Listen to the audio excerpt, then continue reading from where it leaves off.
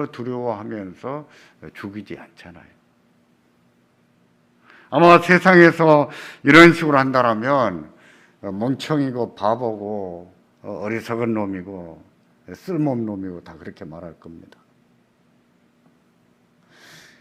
그 한 모습만 봐도, 그 모습만 봐도 믿음으로 사는 것이 무엇인가를 알 수가 있죠. 믿음으로 사는 것이 무엇인가 단적으로 보여줍니다. 저는 그런 점이 좋습니다.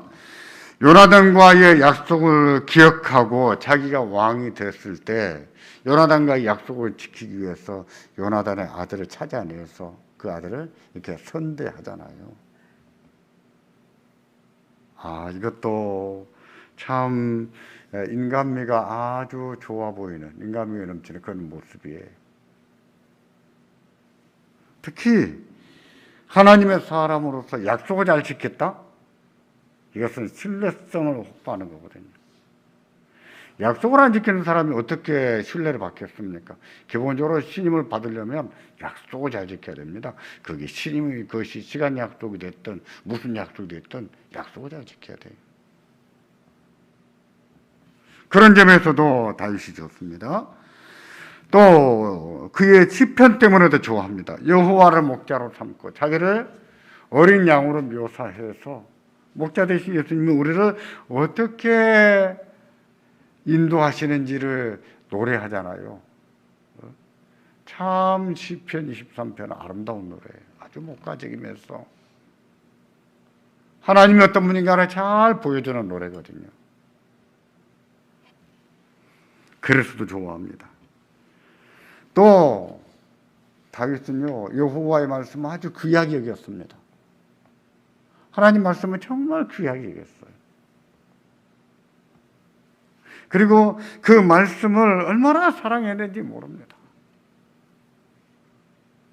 그런 점도 참 좋아요.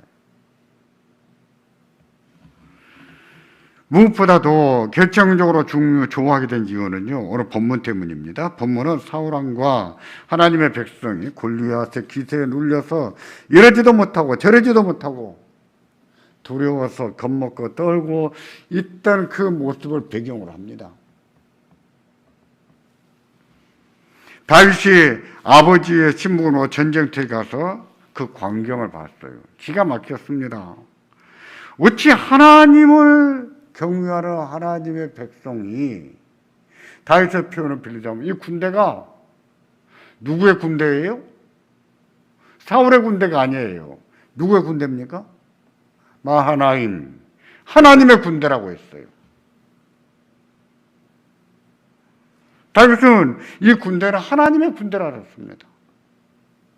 어찌 하나님의 군대가 저 골리앗, 체격 좀 좋다고, 거구라고 거기에 짓눌려서 이렇게까지 겁을 집어먹고 이리 도망다니고 저리 도망다닐 수 있단 말인가?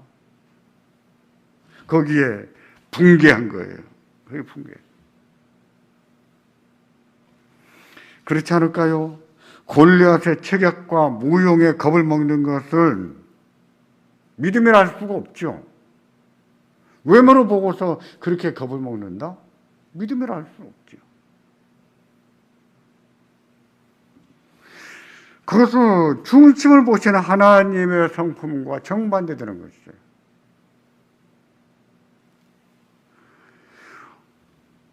전쟁의 승패가 하나님께 있지 않고 군사의 강함에 있다라고 믿는 것과 같은 거예요.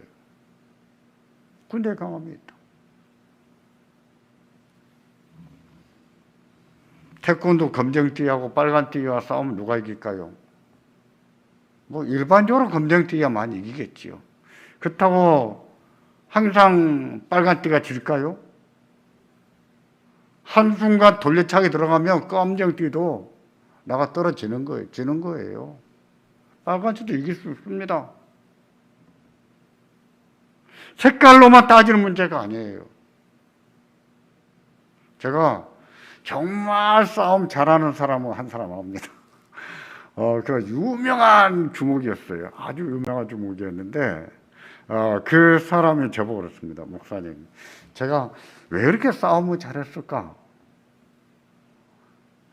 돌이켜보면은 자기야 몸도 빨랐고 주먹질도 하긴 했지만은 그런 것보다 제가 담력이 세서 싸움을 잘했던 것 같습니다. 그렇게 말하더라고요.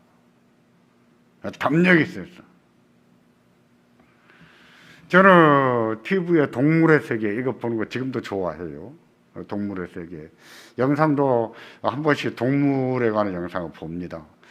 독수리가 짐승들 낚아채는 거 이런 것도 한 번씩 보기도 하고 그래요. 근데 사람이 둘이 서 있는데 큰 코끼리가 사람 보고 막 이러고 달려왔어요. 어떻게 됩니까? 어떻게 할까요? 다 도망가겠지요. 근데요, 그 두 사람이 꿈쩍도 안 하고 딱 이렇게 붙었은 거예요. 그러니까 코끼리가 막 거부증에서 달려오다가도 꼼짝도 안 하니까 몇 미터 놔두고 딱 멈추는 거예요. 그리고 뒤로 물러서더라고요. 돌아서 가더라고요. 또 하나는 이런 것을 본 적이 있어요. 사진사들이에요. 동물을 찍는 사진사들인데 곰이 사진사들이 사진 찍는 것을 보고 막 달려오는 거예요. 사진사 한 3명 있었는데 막 달려옵니다. 죽은 목숨이죠. 근데 카메라맨들이 도망가지 않고 두 손 들고 와! 소리 지르니까 곰이 도망가더라고요. 제가 또 그 생각이 들었습니다. 그 친구 하는 말도 그랬고 우리의 생각에는 곰과 사진사 몇 명 누구의 싸움입니까? 곰의 싸움이죠. 곰이 이기지요. 코끼리가 사람 둘 놓고 그건 못 해보겠어요? 근데 턴대에 딱 들어서니까 저 같으면 그럴 용기도 안 납니다. 그럴 그 용기도 안 나요. 근데 그렇게 하니까 도망가는 거예요.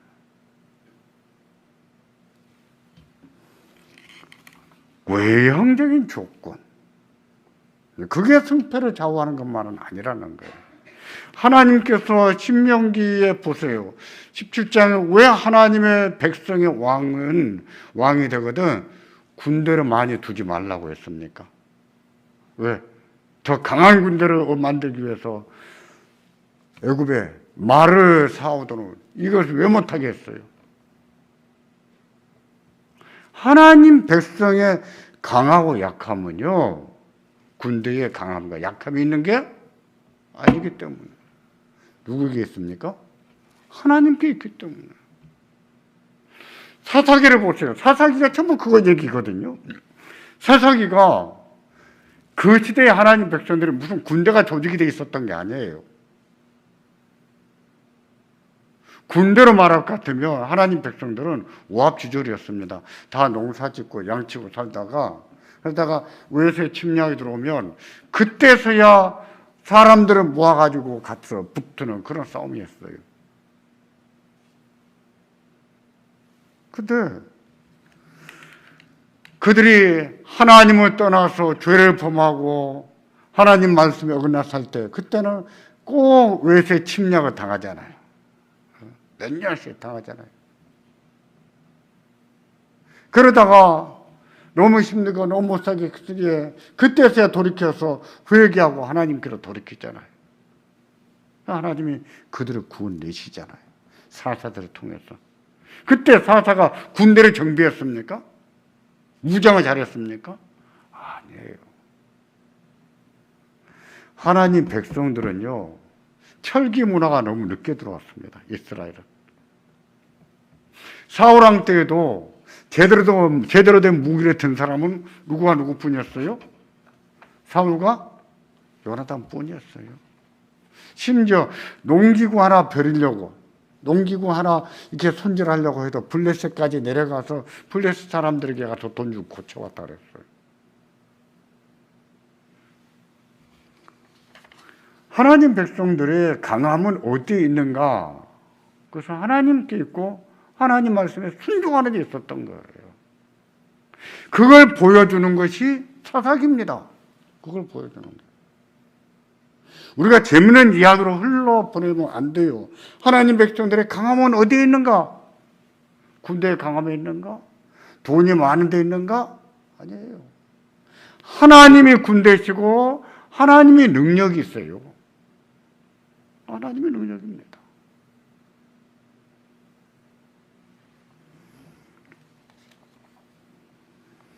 사울왕에 불려갔을 때 그때 다윗은 계속 붕괴하고 있었습니다. 어찌 하나님의 군대가 그 체격 좀 크다고, 그가 이렇게 용감하게 보인다고 이렇게 겁을 집어먹을 수 있단 말인가? 붕괴했어요. 왕 앞에 가서도 마찬가지였습니다. 그래서 왕에게 하는 말이 그로 말미암아 사람이 낙담하지 말 것이라 하고도 말했고요. 또 주의 종이 가서 저 블레셋 사람과 싸우겠습니다. 이렇게 말했다고. 사울왕이 아무도 전장에 싸우러 나가지 않고 있었거든요. 심지어 누구 하나 좀 가서 저 골리앗하고 싸워봐라, 이겨봐라.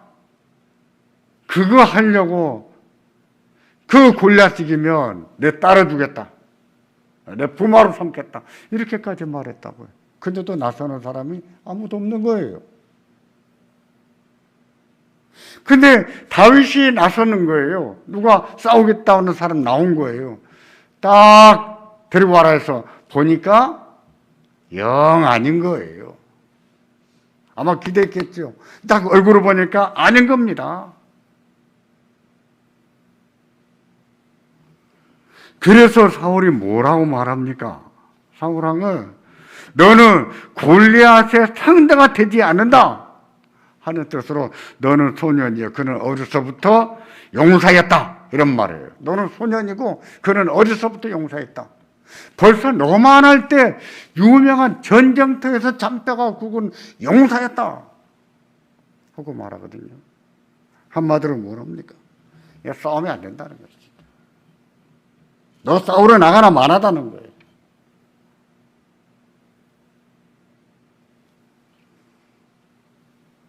일반적으로 다윗이 골리앗과 싸웠을 때 나이를 17세나 18세쯤으로 추정합니다. 그 나이는 전쟁에 동원되는 나이가 아니었어요. 20살이 돼야 동원됐거든요.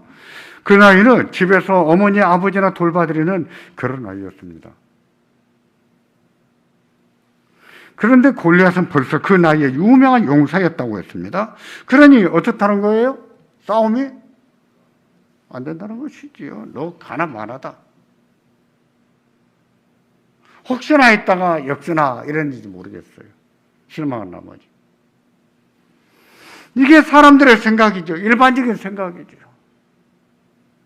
그런 생각은 교회가 뭔가, 신앙으로 사는 것이 뭔가 하는 것을 제대로 이해하지 못하게 만들어요. 그러니까 교회를 섬길 때도 항상 그런 외형적인 조건을 가지고 따지죠. 신앙생활을 자꾸 외형적인 뭐로 자꾸 규정을 지으려고 해요.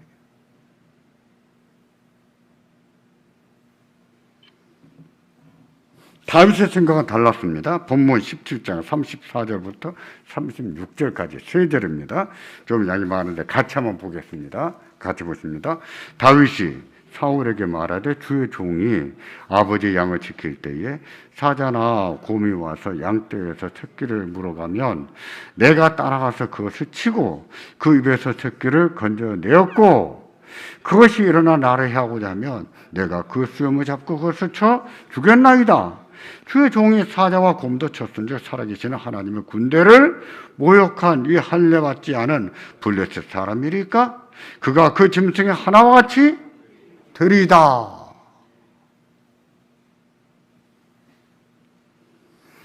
믿음이 어떻게 생겨날 수 있는가? 이 말씀이 다 말해줘요. 우리가 어느 당면한 문제에 대해서 어떻게 믿음으로 행동할 수 있게 하는가? 이 본문이 말해주는 거예요.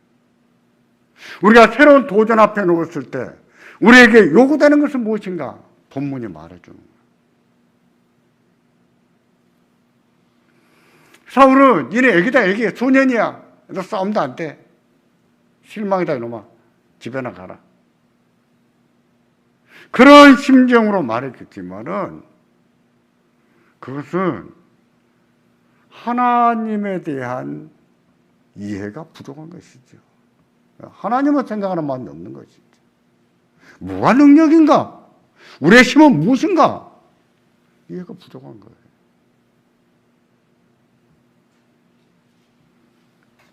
주의 종이 아버지의 양을 지킬 때에 라고 말했는데 이 말은 단지 전쟁터에 심부름 오기 전만을 의미하는 것은 아니죠.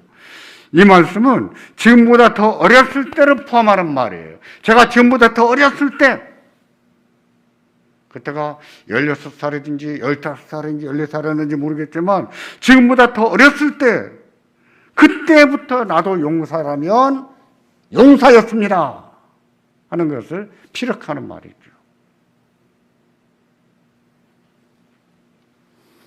골리앗이 어려서부터 용사였다고 했는데 자기도 어려서부터 용사였다는 거죠.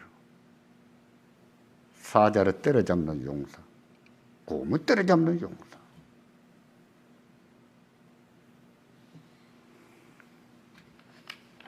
골리앗과 다윗의 다른 점이 있다면 골리앗은 전쟁터에서 잔뼈가 굵었다 할 수 있어요. 다윗은요, 양치기 소년으로서 잔뼈가 굵었습니다.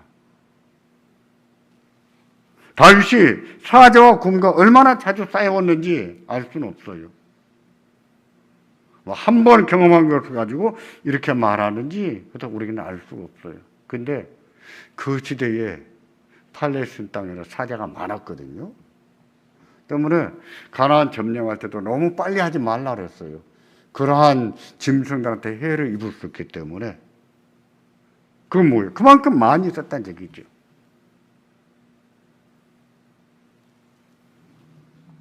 그것들이 사자와 곰이 어린 양을 잡아가려고 하면 못 잡아가겠고 잡아서 끌고 가면 쫓아가서 뺏었다고 했습니다.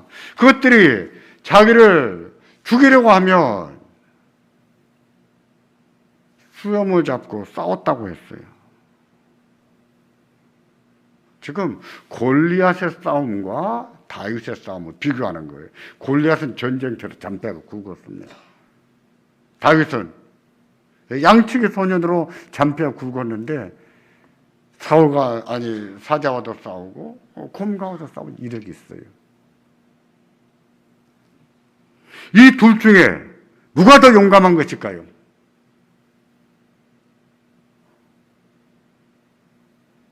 골리앗이 더 용감해 보입니까? 다윗이 더 용감해 보입니까? 어느 겁니까?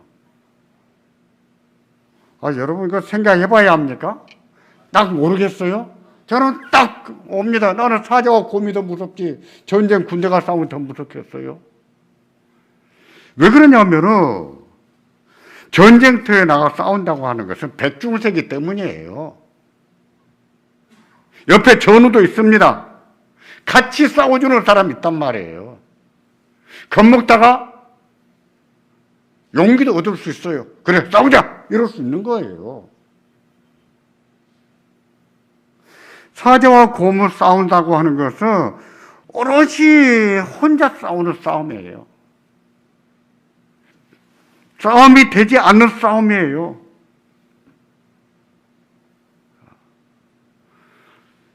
제가 그런 생각이 들 때가 있어요. 암사자와 숫사자를 비교해 볼 때요. 암사자도 무시무시하지만 숫사자는 왜 그렇게 무시무시합니까? 저는 어찌 이렇게 책이 그럴 수 있을까? 그런 생각이 들어요. 진짜 암사자는 숫사자한테 되지를 못해요. 동물의 세계를 또 합니다. 하이에나들이 암사자는 우습게 합니다. 암사자가 한두 마리 있으면 덤벼들어요. 떼거지로. 근데 암사자 한두 마리 수십 마리 이 하이에나가 덤벼들다가도 숫사자 한 마리가 나타나면 하이에나가 다 도망갑니다. 그만큼 체격이 좋아요. 한번 물렸다간 죽는 거예요.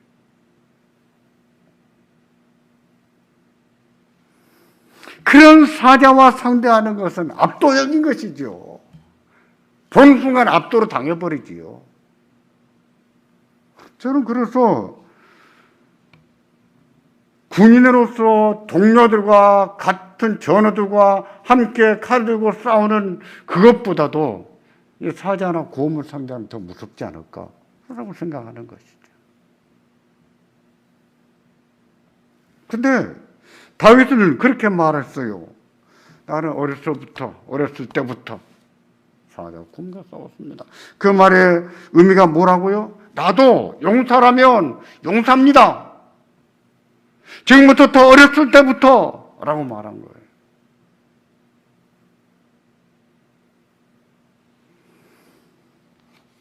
그러기에 다윗은 사울 왕에게 자기가 죽였던 짐승 하나가 지쳐 골리앗을 제가 쳐버릴 것입니다 하고 말할 수 있었던 것이죠. 다윗이 그렇게 말하는 것은 만용이 아니에요. 나대기를 좋아하는 사람이 허세를 부리는 게 아니란 말입니다. 그것은 자신과 함께 하셨던 하나님을 믿는 믿음이 있을 때 할 수 있는 말이고, 하나님이 나를 어떻게 도우셨는가 경험이 있는 사람이 할 수 있는 말이지요. 사자와 싸우는 게 말이나 됩니까? 말도 안 되는 소리에 누가 그렇게 싸워보겠어요? 다윗이 싸우려고 싸우는지는 모르겠어요. 아버지 양을 훔쳐가니까, 뺏어가니까 그거 뺏으려고 싸우다 보니까 싸움이 됐겠죠. 근데 그 싸움에서 이겨버린 거예요. 생각해 봤습니다. 야, 내가 어떻게 싸울 수 있겠나? 내 힘으로 할 수 있는 일인가? 사람의 능력을 할 수 있는 일인가? 아니죠. 다윗은 하나님이 자기와 함께 하신 것을, 하나님이 하신 것을, 하나님이 도우신 것을 인식한 것이지요. 다윗이 한 말에 보면 그런 사실이 묻어나옵니다. 그 말 속에.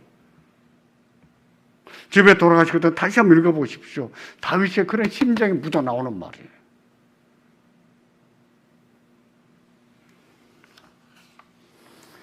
그런 믿음은요, 하나님께서 함께 하신 경험이 없는 사람은 가질 수 없는 믿음입니다. 그런 믿음은 이적의 믿음이라고 하는데, 이적의 믿음을 가졌다고 해서 구원이 있는 것은 아니에요. 이적의 믿음에는 구원이 있을 수 있다, 이렇게 제가 설명을 드리잖아요. 구원받지 못한 사람에게도 이적이 나타날 수가 있다는 뜻이에요. 그럴 수 있습니다.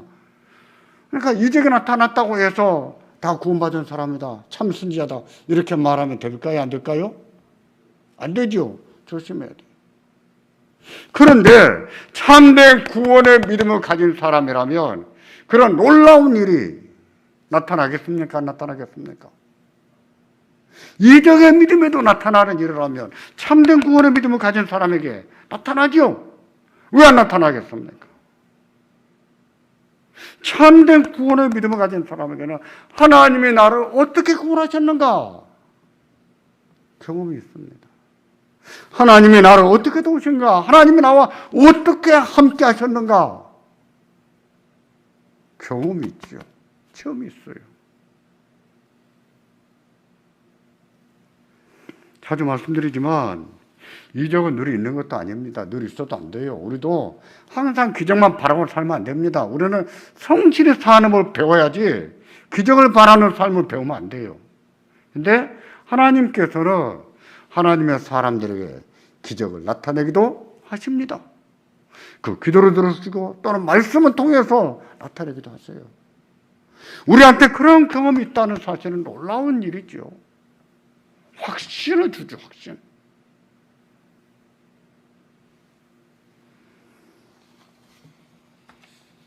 우리에게 그런 경험이 있을까요? 하나님이 나와 함께 하시고 하나님 나를 이렇게 도우셨다. 정말 하나님밖에 없다. 왜 인간에게는 하나님 은혜가 절대적인가? 우리가 그걸 알까요? 그런 것을 우리가 알 수 있기를 바랍니다. 그런 경험이 있기를 바랍니다. 우리는 그의 바탕에 해서 오늘을 믿음으로 살아가는 거예요. 오늘 골리앗이 새로 나타날 수 있어요. 새로운 문제가 생겨날 수 있습니다. 그런 문제에 대해서 지난날의 골리앗을 어떻게 이겨보게 하셨는가? 하나님이 이렇게 도우셨지 하는 사실을 사색하고 회상하는 가운데 오늘 또 믿음으로 행하게 하는 것입니다. 그런 뜻으로 하나님 말씀은 우리 발등상에 무엇이라고요? 등불이다 하고 말하는 거예요. 우리 행할 바가 뭔지 밝게 보여준다는 얘기죠.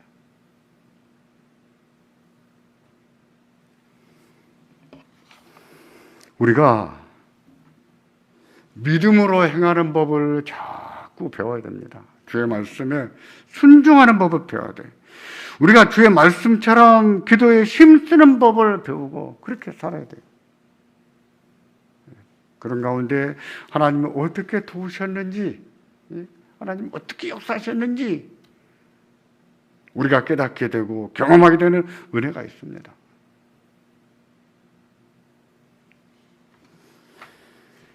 다윗의 믿음은요, 무식한 믿음이 아니었습니다. 하나님이 어떤 분인지 잘 알 때 가질 수 있는 믿음이었어요. 하나님께 대한 참 지식이 있는 믿음. 그것은요, 그가 했던 말을 다시 한번 보면 알 수가 있어요. 다윗의 말을 보면 골리앗을 사자와 곰에 비교했습니다. 골리앗은 살아계신 하나님의 군대를 모욕한 자다라고 했어요. 하나님의 군대는 이스라엘을 말합니다. 하나님의 군대를 모욕했다는 것은 곧 하나님을 모욕한 거예요. 그거는 죄입니다. 그건 죄예요. 그러면 사자와 곰이 양 한 마리 잡아먹는 것은 죄일까요? 아닐까요?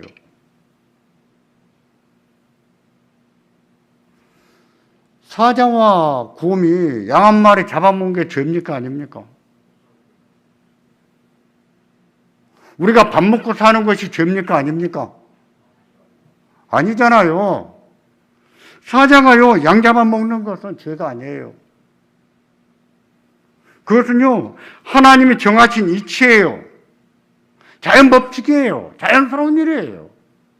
문제는 뭐였냐면, 하필 다윗의 양을 뺏어 먹으려고 했다는 거예요. 재수가 없었던 것이지요.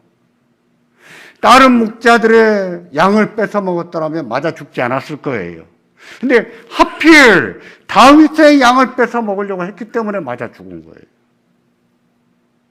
죄가 많아서 맞아 죽은 게 아니라 이 말입니다. 골리앗은요, 누구를 모욕했어요? 하나님의 군대를 모욕했습니다. 하나님을 모욕했어요. 그건 죄입니다. 죄가 없이 배가 아파서 양 한 마리 잡아먹으려다가도 하필 다윗의 양을 뺏어 먹으려다가 걸려서 맞아 죽었지만은, 그렇다면 죄가 많은 저 골리앗은 어떻게 되겠냐고요. 다윗이 생각한 것은 그거예요. 하나님의 군대를 모욕한. 하나님이 어떤 분인가, 하나님에 대한 지식이 있을 때 고백할 수 있는 믿음이 있죠. 나올 수 있는 믿음이에요. 그래서 하나님에 대한 참 지식이 중요하다는 거예요. 올바른 지식이 있어야 하나님을 알 수 있다는 거예요. 믿을 수 있다는 거예요.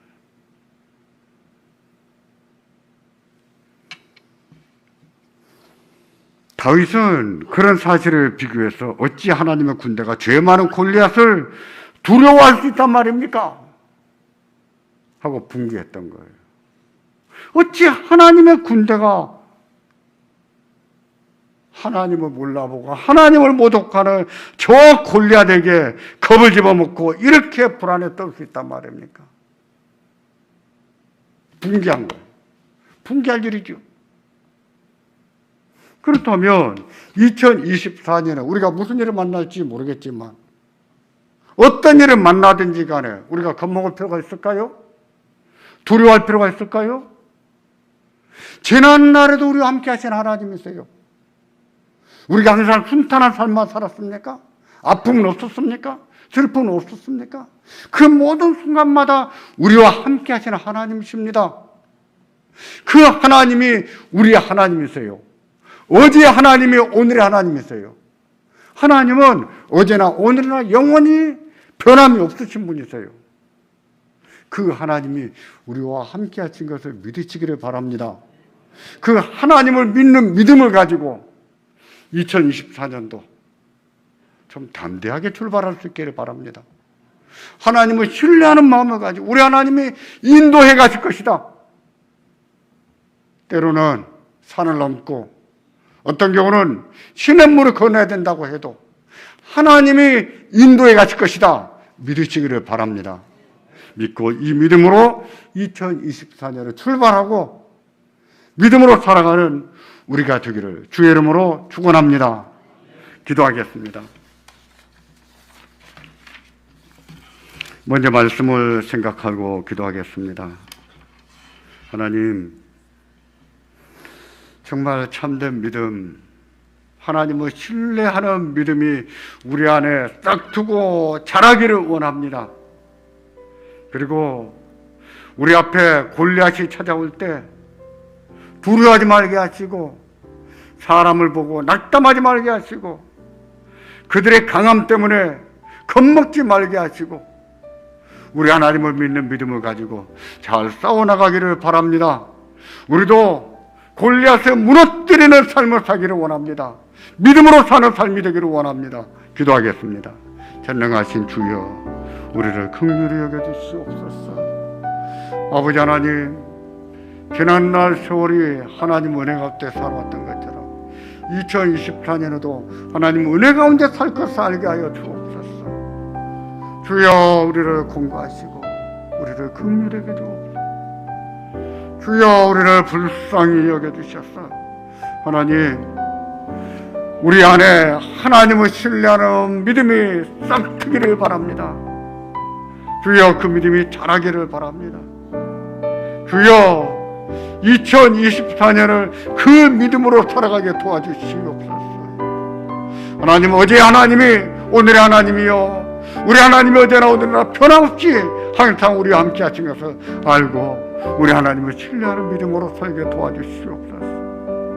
우리에게 어떤 일이 있을지 알 수가 없사오나 주여, 너무 염려하지 말게 하시고 두려워하지 말게 하시고 겁먹지 말게 하시고 담대하게 평안하게 2024년을 살아가게 도와주시기를 원합니다. 전능하신 주여, 분명히 우리 하나님이 함께 하실 것입니다. 알게 하여 주옵소서. 우리 하나님이 도우실 겁니다. 이것을 알게 하여 주시옵소서. 주여, 이를 도와주시기를 바랍니다. 이의 은혜를 베푸시기를 바랍니다. 한 번 더 기도하겠습니다. 기도하실 때 여러분의 가정을 위해서 기도하시기를 바랍니다. 가정 사이에 은혜를 주시기를, 가정 사이에 믿음으로 행할 수 있기를, 온 가족이 구원을 받기를, 온 가족이 믿음으로 살 수 있기를 기도하겠습니다. 전능하신 아버지여, 우리 하나님의 가정들에게 은혜를 주시옵소서. 우리 하나님의 가정들이 믿음으로 하나가 되기를 바랍니다.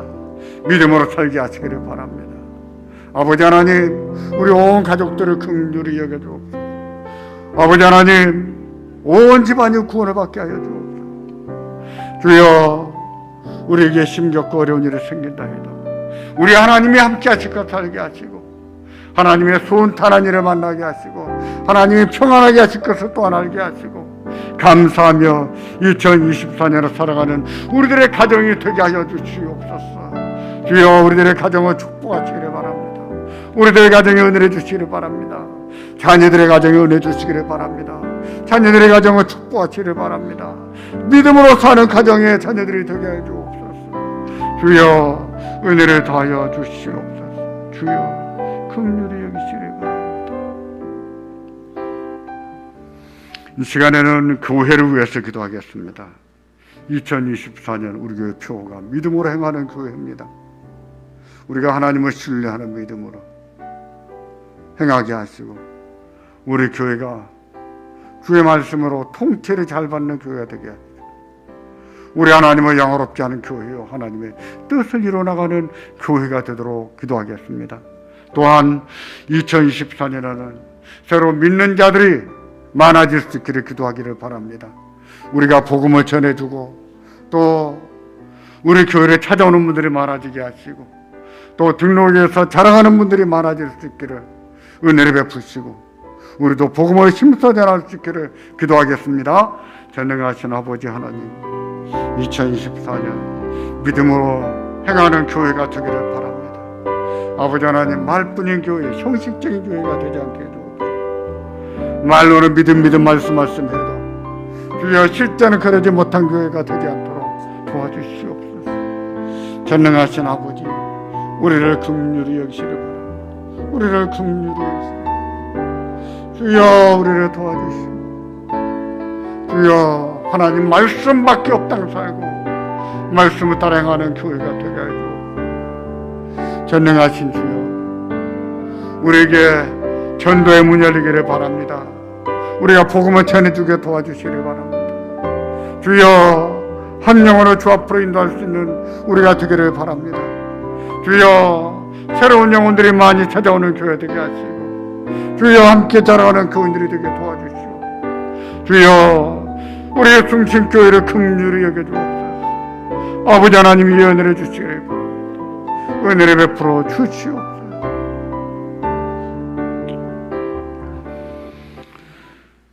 주일학교를 위해서 기도하겠습니다. 우리 영아부, 유치부, 유초등부, 중고등부, 청년부 이제 한 손에 꼽을 정도로 몇 명씩 모이고 있습니다.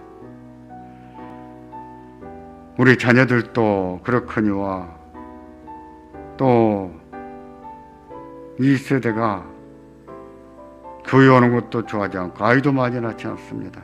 모든 것이 어려운 가운데 있지만 그래도 하나님이 찾는 영혼들 한 영혼 한 영혼을 찾아낼 수 있도록 기도하기를 바랍니다.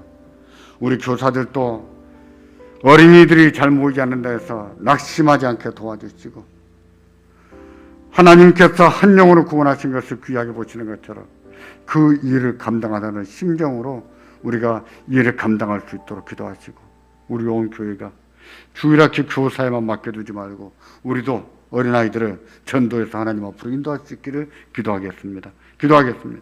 전능하신 주님, 우리 주일학교를 기억하여 주옵소서. 하나님,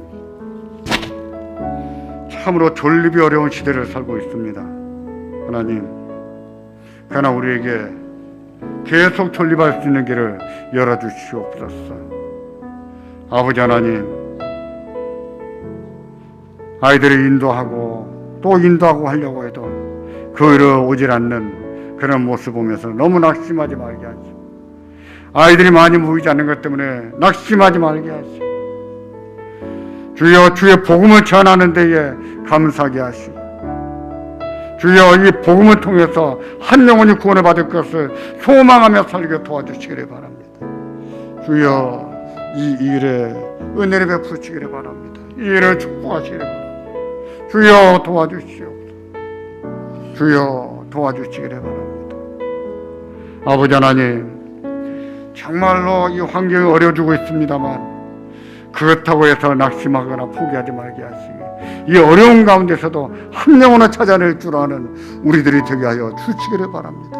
이 은혜를 더하여 주시옵소서. 전능하신 하나님, 강한 자 앞에서 약한 자가 질 수밖에 없고, 골리앗 앞에서 다윗이 어린아이로밖에 보이지 않겠지만 하나님, 우리가 사울처럼 생각하지 않도록 도와주시기를 원합니다. 다윗의 고백처럼 아버지의 양을 칠 때, 지금보다 더 어렸을 때에도 하나님이 함께 하셨다는 사실을 기억하고 하나님이 이기게 하셨던 것을 생각하면서 우리가 맞닥뜨려야 될 골리앗들을 잘 이겨나가게 도와주시기를 원합니다. 아버지 하나님, 또 크고 어려운 일들이 생겨나게 있지만 너무 두려워하지 말게 하시고 근심하지 말게 하시고 염려하지 않게 도와주시옵소서.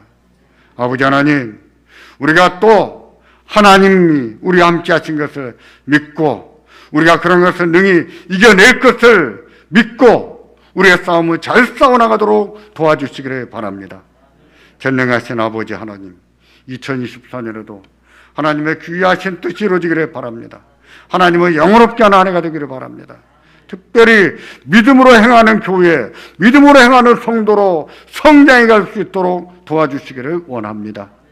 말로는 믿음이란 말을 많이 하고 말로는 말씀하면서 정작 주의 말씀 앞에 순종할 줄 모르고 부부할 줄 모르는 어리석은 자가 되지 않도록 도와주시옵소서. 자기를 채근하면서 주의 말씀 앞에 부복시켜 놔도록 도와주시기를 바랍니다. 아버지 하나님, 우리들의 가정을 위해서 기도했습니다. 하나님, 저희들 가정 사이에 함께 하시고 지난날 우리 하나님을 도우시고 여기까지 인도하신 것처럼 앞으로도 우리 하나님이 우리를 이끌어 가시리라 믿고 살아가도록 도와주시기를 바랍니다. 하나님, 바라기는 온 집안이 구원을 받기를 바랍니다. 온 집안이 믿음으로 하나가 되기를 바랍니다. 힘겨운 일들을 기도하면서 말씀으로 이겨나가는 가정이 되게 하여 주시옵소서. 이 모든 것을 주께 의탁합니다.